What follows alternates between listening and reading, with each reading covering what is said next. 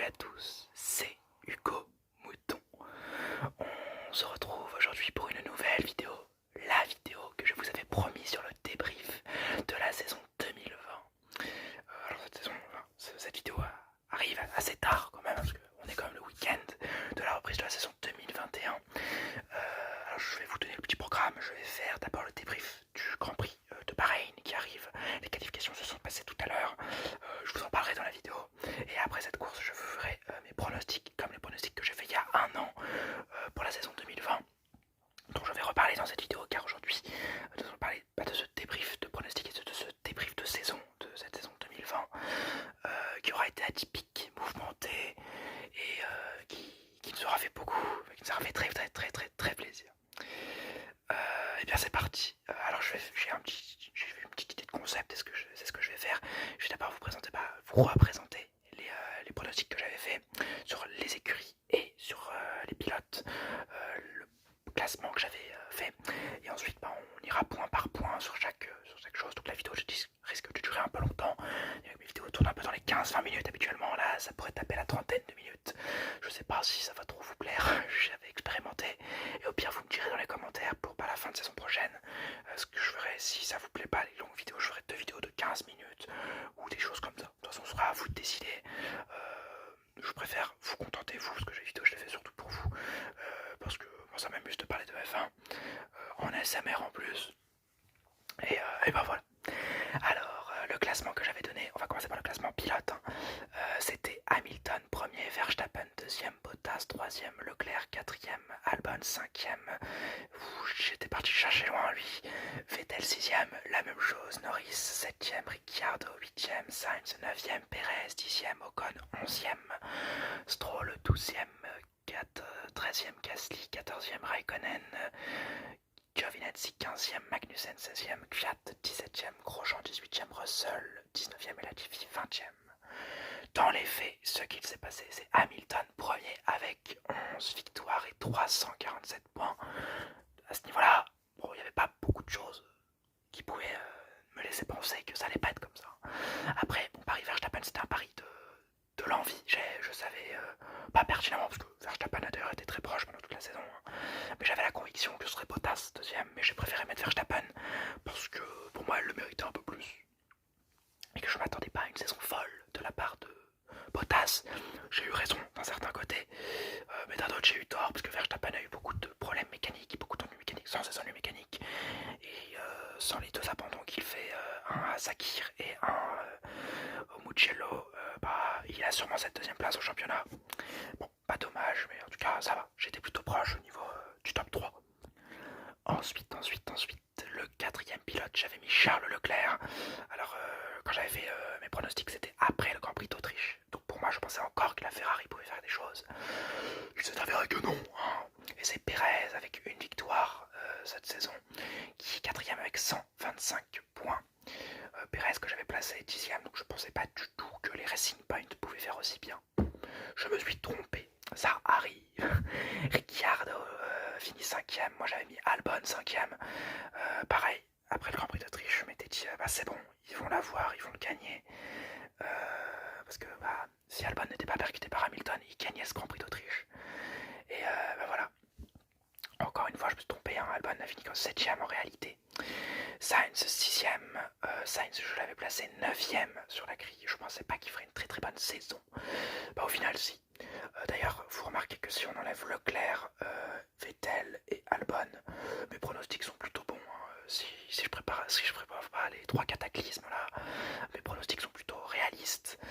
Faut remettre un peu tout dans l'ordre, mais bon, c'est pas ça qui va nous importer. Ensuite, donc je disais Sainz, plutôt bonne saison dans l'ensemble. On espère qu'il fera bien chez Ferrari. On espère qu'il réussira chez Ferrari, que Ferrari réussira aussi à lui mettre une bonne voiture entre les mains quand même. Parce que c'est plutôt important. Leclerc est 8ème. Bon, je l'avais un peu surestimé, surtout la Ferrari que j'avais surestimé. Mais bon, vous me connaissez, je suis un Ferrari fan. Donc pas compliqué d'être objectif. Norris c'est 9ème, je l'avais placé plus haut dans mon classement. Je m'attendais à une grosse saison de Norris. Le début de saison de Norris a été parfait. La fin, il a un peu plus peiné. Il a été battu par Sainz surtout. Mais bon, j'étais pas trop loin. 10ème Gasly que j'avais passé que 13e. Oh là là, je me rends compte. Quel mauvais français je fais. Une victoire pour notre Pierre Gasly national. Magnifique victoire à Monza qui m'a mis des frissons, on peut le dire. Ouais, bon, je m'attendais pas trop à ça. 75 points. Une bonne saison de Gasly qui a surperformé par rapport à son coéquipier. Hein.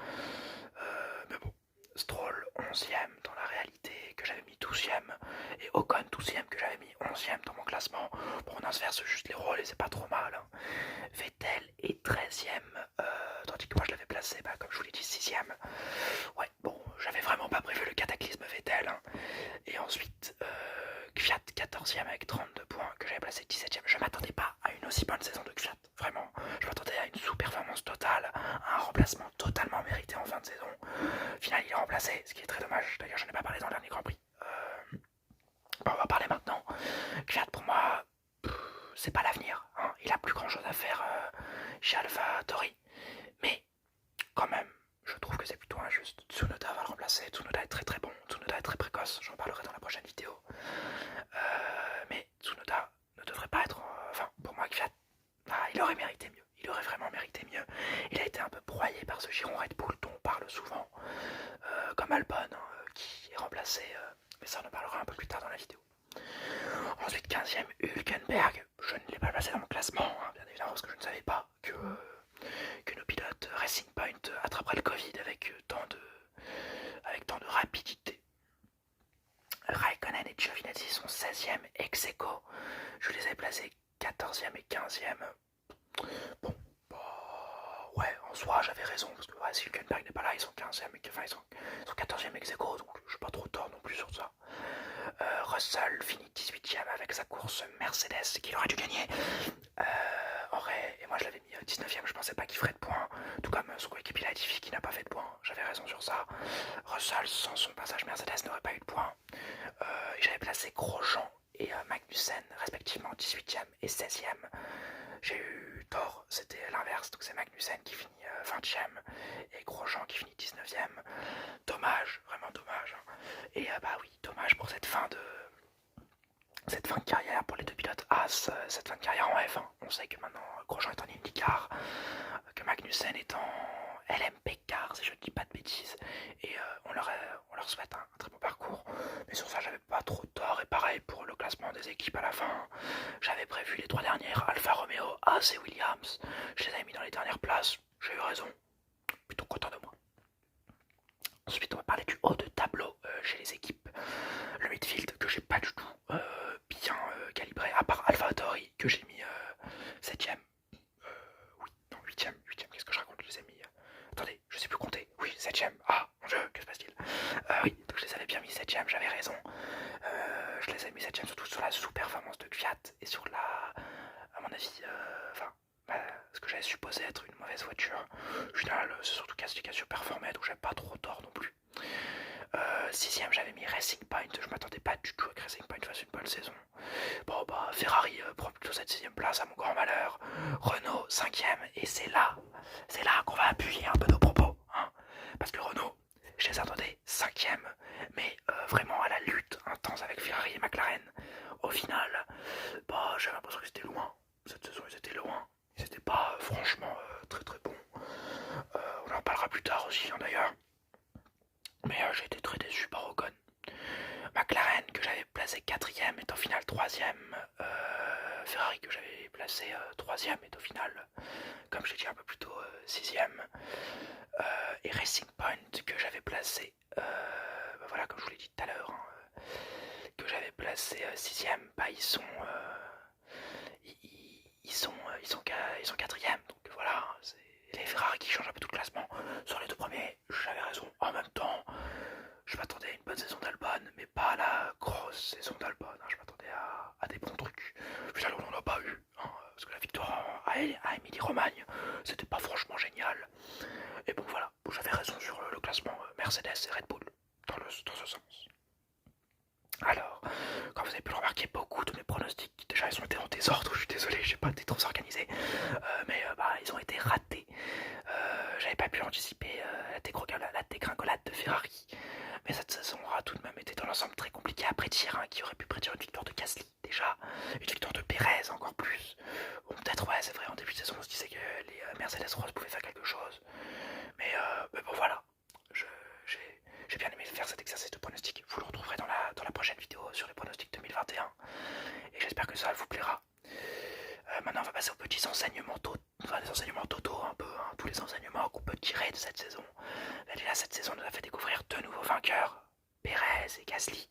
Gasly, très émotionnel pour nous les Français. Perez, très émotionnel. J'ai été très ému de sa victoire aussi. Le podium en soi était très émouvant avec Ocon deuxième et Stroll troisième. J'étais très content pour lui. Au final, ça lui débloque un paquet chez Red Bull en partie grâce à ça. Ça pousse malheureusement Albon dehors. Mais Albon, on en parlera plus tard. Et cette saison nous fait aussi découvrir des nouveaux circuits. Le circuit d'Émilie-Romagne, le circuit de Portimao, ça nous refait découvrir le circuit d'Imola, refait découvrir le circuit de Turquie. Et j'ai adoré ça, vraiment j'ai beaucoup aimé tous les circuits. On a eu du spectacle, sont des nouveaux circuits à part Monza. Voilà, on n'a pas retiré trop de spectacles à Abu Dhabi, comme je l'ai dit la dernière fois. Le circuit de Sakir qu'on n'avait jamais fait en F1, qui était très très très mouvementé, qu'on a adoré aussi. Donc voilà, cette nouveauté dans les circuits, je trouve ça très bien, mais je ne me voile pas la face. Je sais pertinemment que la F1 est une question de sous et l'argent. Les nouveaux circuits comme entre gros guillemets, les nouveaux circuits comme Portimao, Imola, Émilie-Romagne, la Turquie ne peuvent pas leur apporter le capital monétaire nécessaire pour pouvoir continuer à rouler là-dessus. Donc je m'attends à encore plus de circuits de Hermann Tilke avec des parkings, mais bon, c'est pas grave, ça reste de la F1 et je continuerai à suivre ce sport très très longtemps parce que je l'adore, c'est pour ça que je fais des vidéos dessus. Ensuite, on va parler un peu de tout ça, tous les pilotes un peu au cas par cas. Hamilton a encore été une fois trop fort. Hamilton, c'est le champion, Hamilton, c'est le meilleur. Pourtant, Hamilton n'est pas mon pilote préféré, pas loin de là, je le respecte énormément en tant que pilote. C'est des combats aux heures de la piste que j'ai un peu plus de mal avec lesquels j'ai un peu plus de mal à adhérer. Parce que pour moi, c'est pas forcément l'image qui doit dégager d'un pilote de F1. Mais ça, c'est mon avis personnel. Mais bon, Hamilton a été génial. On espère que la saison prochaine il continuera. Il battra Schumacher. Enfin, il était abattu, mais j'espère qu'il prouvera qu'il est encore mais vraiment le meilleur pilote que la F1 ait connu. Même si cet éternel débat, Schumacher a eu une voiture beaucoup plus compliquée à conduire. Ayrton Senna avait des boîtes de vitesse manuelles. Voilà, il faut se reposer les bonnes questions et il faut remettre bien dans le contexte. Mais bon, on peut dire que c'est déjà le plus grand pilote de son temps. Ça, je pense pas qu'on ait de doute là-dessus. Ensuite, Verstappen se rapproche très dangereusement du haut de tableau. Je pense d'ailleurs que l'année prochaine, il a peut-être moyen d'aller taper sur Hamilton vraiment toute la saison. Pas de gagner le championnat, je pense pas qu'il gagnera le championnat, mais vraiment lui taper dessus toute la saison, ça je pense aussi. Et bien évidemment, on a montré que certes, le management Red Bull est nul avec son deuxième pilote, ils savent pas gérer. Albon s'est fait broyer après Gasly, après Ricciardo qui a mal été géré à la fin. Voilà, mais je pense aussi que Verstappen est devenu beaucoup trop fort et j'ai une petite théorie là-dessus. Verstappen a tellement un niveau immense, tellement un niveau stratosphérique que il broie ses propres coéquipiers, peut-être sans le faire exprès, mais il leur met directement une pression immense, donnée aussi par l'écurie. Mais c'est Verstappen qui va dicter le tempo. Et je pense que si Verstappen était légèrement moins bon, moins à l'aise, Red Bull serait beaucoup plus indulgent avec les petits pilotes. Et je crois que Verstappen, ça le motive aussi de dégager les autres. Parce qu'il a envie d'être tout seul, il a envie d'être le meilleur. Rappelez-vous en 2015, quand il prend le paquet de Jean-Éric Vergne, il refuse de s'écarter devant Sainz, qui était son coéquipier à l'époque. Il refuse d'écouter les remontrances des pilotes d'expérience. Ce qu'il veut, lui, c'est juste être le meilleur et écraser les autres. Et j'ai l'impression qu'on retrouve ce Verstappen conquérant sur cette saison. Et je pense que c'est aussi en partie pour ça que tous les pilotes qui ont côtoyé Verstappen depuis qu'il est en F1 se sont fait démonter le cul. Et c'est normal parce que c'est selon moi le meilleur pilote en ce moment en F1. Russell, Gasly et Norris sont les jeunes révélations. Alors on connaissait déjà tous leur talent, mais on l'a vraiment prouvé. Russell avec sa course à Sakir qui montre que il a beau être chez Williams, il mérite tellement mieux. Gasly qui, grâce à Victor Monza, nous reprouve que c'est c'est un des meilleurs pilotes du paddock, et Norris qui nous a fait une petite saison vraiment pas mal du tout. Ensuite, Vettel fait peur. J'ai été maintes et maintes fois déçu pendant la saison du comportement de Vettel, avec sa voiture surtout, c'est dommage pour lui. Et ça va dans la lignée de ces vieux pilotes. Alors, vieux pilote, c'est quand même très péjoratif, surtout pour Vettel qui n'est pas si vieux que ça. Mais Raikkonen aussi, qui vieillit beaucoup. Je m'attendais à une saison bonne de Raikkonen qui allait écraser Giovinazzi. La voiture à l'Alfa Romeo n'a pas été au rendez-vous. Mais il y a également un peu de part de Kimi, qui n'est plus le grand pilote d'antan. Et ça pourrait être mon pilote préféré avec Pierre Gasly. On voit que ça commence à vieillir. Je pense que ce sera sûrement sa dernière saison en F1 l'an prochain. Sortez les mouchoirs, mais je suis très heureux de l'avoir vu courir. Et j'espère qu'il nous fera quelque chose l'an prochain. Et qui sait, qu'il enchaînera sur d'autres saisons. Allez, c'est du rêve, mais on ne peut qu'à espérer ça. Ensuite, Grosjean et Magnussen ont fait ce qu'ils ont pu avec leur voiture. On se rappelle surtout du début de saison avec le Grand Prix de Hongrie où Haas sacrifie totalement sa stratégie juste pour que ce soit un des deux pilotes qui puisse rentrer dans les points, et elle marche cette stratégie avec des énormes couilles ils dégagent un pilote, ils s'en foutent, c'est pas grave si Grosjean va pas dans les points, ce qu'on veut c'est Magnussen, on veut les points, et ça a montré une véritable âme chez Haas. En début de saison, en fin de saison, il n'y avait plus aucune âme.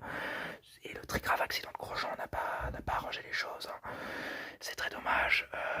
Mais j'ai envie, l'année prochaine, cette année-là, de voir des stratégies avec Mazepin et Schumacher. C'est-à-dire peut-être mettre Schumacher sur le carreau ou Mazepin sur le carreau et balancer l'autre à toute vitesse, à toute berzingue, pour aller chercher des points, pour montrer que Haas peut essayer de faire des choses.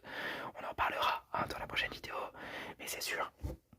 Bien évidemment, c'est sûr que Haas va avoir énormément de difficultés, surtout en vue de cette saison-là où il y a eu très peu de développement et où selon moi il faut faire une restructuration de l'écurie, quoi. Vraiment, c'est plus du tout assez bon. Hülkenberg en héros, voilà, venir à Silverstone, venir dans d'autres Grands Prix, finir 3ème en qualification, être pas mauvais du tout, marquer 10 points, il a marqué 10 points sur 3 courses, mieux que Giovinazzi, Raikkonen, Russell, Grosjean et Magnussen et Latifi. Pas mauvais du tout, le Hülkenberg, il a de beaux restes, et il a récemment confirmé qu'il était pilote de réserve au cas où il y aurait un problème chez Aston Martin l'an prochain. Donc on espère pour lui que tout se passera bien, et on espère pour lui qu'il retrouvera peut-être un jour un siège en F1 parce qu'il le mérite. Stroll, le mystère, ça on va en parler, ce mystère qu'est Stroll, le mec qui nous fait une pole en Turquie, nous fait 2 podiums à Monza et à Sakir, mais nous fait une saison anecdotique. J'ai pas vu un Stroll étincelant, j'ai pas vu un Stroll tout court en fait, j'ai pas vraiment vu Stroll. Pour moi il était vraiment très bizarre ce Stroll, mais il est comme ça, il est lunatique. On a l'impression qu'il n'est pas du tout investi par moment, et des fois on a l'impression qu'il est totalement investi, comme ça, Paul en Turquie. Et je pense que c'est comme ça qu'on l'aime un peu. Il nous faut des pilotes un peu bizarres en F1. De toute façon, tous les pilotes de F1 sont bizarres, on peut le dire. Et c'est comme ça qu'on les aime. Et il nous faut un peu de chaque groupe, chaque type de pilote. Et moi, ça me fait très plaisir de voir un Stroll comme ça, qui néanmoins monte beaucoup en puissance. Il faut le rappeler. J'espère que la saison prochaine, il pourra faire des choses pas trop mal face à son grand coéquipier Sebastian Vettel. Et ensuite, on va parler de Esteban Ocon. Je vous en ai parlé plus tôt, je l'ai trouvé très décevant cette saison. Alors il a joué de malchance, c'est sûr. Ricciardo est aussi très bon, mais en fait, le problème c'est que j'ai plus envie que Ocon se cache derrière cette excuse de Ricciardo est très bon. D'ailleurs, c'est même pas Ocon qui se cache derrière cette excuse, c'est ses fans. Ocon, lui, il veut faire le meilleur de lui-même, il veut être meilleur que ça, il veut faire des podiums, et il en a conscience qu'il n'a pas été assez bon cette saison. Il devra rehausser son niveau la saison prochaine, et c'est tout ce que j'espère pour lui. Sainz et Ricciardo font peur, alors ça c'est mon petit engagement. Je pense que la saison prochaine, Sainz et Ricciardo, ça va faire des étincelles, vraiment. Sainz chez Ferrari, j'espère que la voiture sera meilleure. Ricciardo chez McLaren, avec une voiture qui a été 3ème du championnat du monde, donc c'est-à-dire avec plus de budget pour le développement. Et ça reste un excellent pilote, ce Ricciardo quand même. On avait tendance à légèrement les enterrer, à se dire, à beaucoup parler du haut de tableau, surtout aussi parler du midfield, en se disant ils sont pas mauvais, mais Et bah pour moi, vraiment, je pense que la saison prochaine, ces deux-là vont animer le milieu de tableau, mais en haut du milieu de tableau. Pour moi, ça va être les deux meilleurs pilotes du milieu de tableau la saison prochaine. Dites-moi en commentaire ce que vous en pensez. Hein. C'est mon petit pari que je fais dans cette vidéo. De toute façon, je le rééditerai dans la prochaine vidéo, à mon avis. Et dernier renseignement pour les pilotes en eux-mêmes. Bottas qui doit se reprendre. Un Bottas qui a été encore une fois décevant. Un Bottas qui a été vraiment harassant. C'était pas. Il a eu une seule victoire. Non, il a 2 victoires cette saison, mais c'est triste quoi, parce qu'il mérite beaucoup mieux. Et il est sous stress. On a l'impression qu'il a du mal à faire jouer cette Mercedes, qui est quand même la meilleure voiture du plateau, quoi. Donc il y a quand même des grosses difficultés. C'est dommage pour lui, mais j'espère qu'en 2022, ce sera Russell qui reprendra sa place et que peut-être qu'ils feront un swap Williams, Mercedes entre deux. Peut-être qu'il arrêtera même la F1. Mais pour moi, vraiment, Bottas n'a plus sa place chez Mercedes. D'ailleurs, en parlant de Mercedes, Mercedes en patron, quelle saison des Mercos, vraiment. On leur enlève le party mode, ils en battent les couilles, ils prennent l'audace.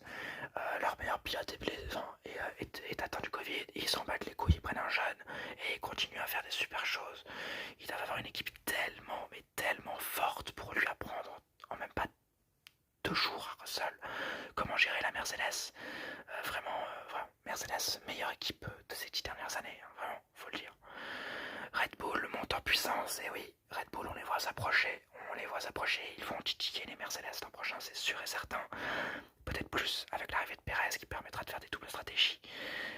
Mais vraiment, très très bonne surprise comme McLaren, avec la chance tout de même, parce que les McLaren ont été moyennes toute la saison, moyennes bonnes.